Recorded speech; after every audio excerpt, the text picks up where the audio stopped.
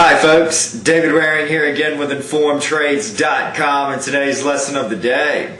In our last lesson we reviewed what we've learned up to this point about fundamental analysis with a 10-question quiz on monetary policy, trade flows, capital flows, and the U.S. economy.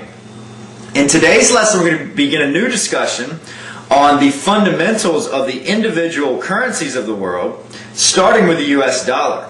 So let's get started. As we discussed briefly in our lesson on the main currencies of the world in Module 1 of this course, although there is lots of news lately about the US dollar losing some of its status, as of this lesson there is no doubt the US dollar is still king of the currency world.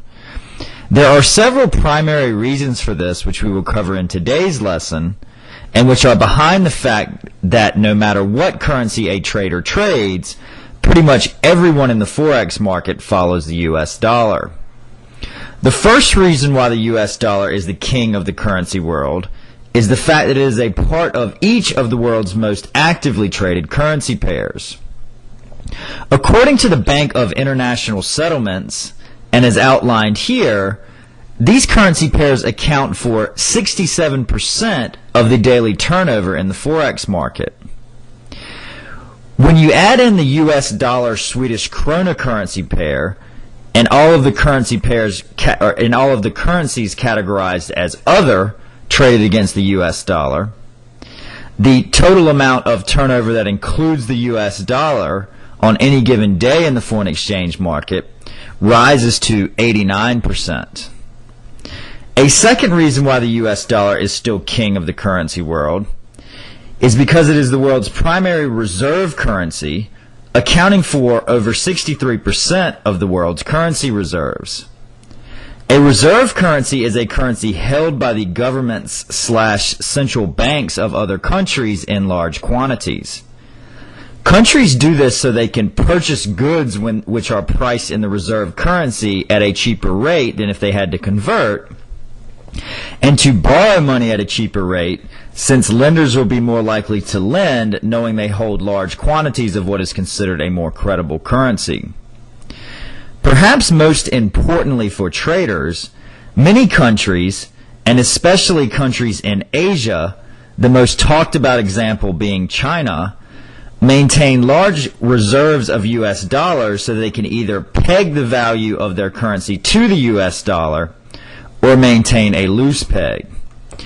The goal here is to either stabilize their own currencies and therefore their economies, and or to hold the value of their currencies artificially low in order to make their goods more competitive overseas, something which we'll examine further in our next lesson.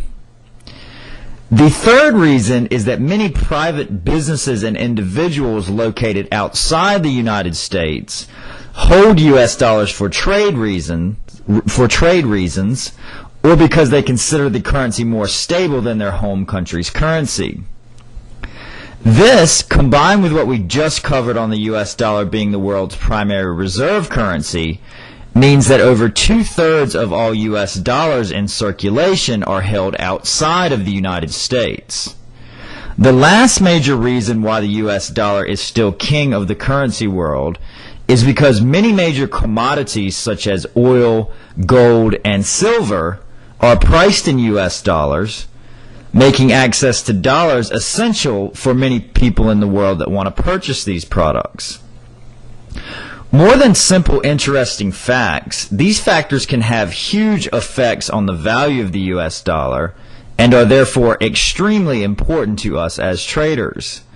Exactly how these things affect the US dollar, and therefore exactly what we should watch out for as traders, will be the topic of our next lesson. So I hope to see you then.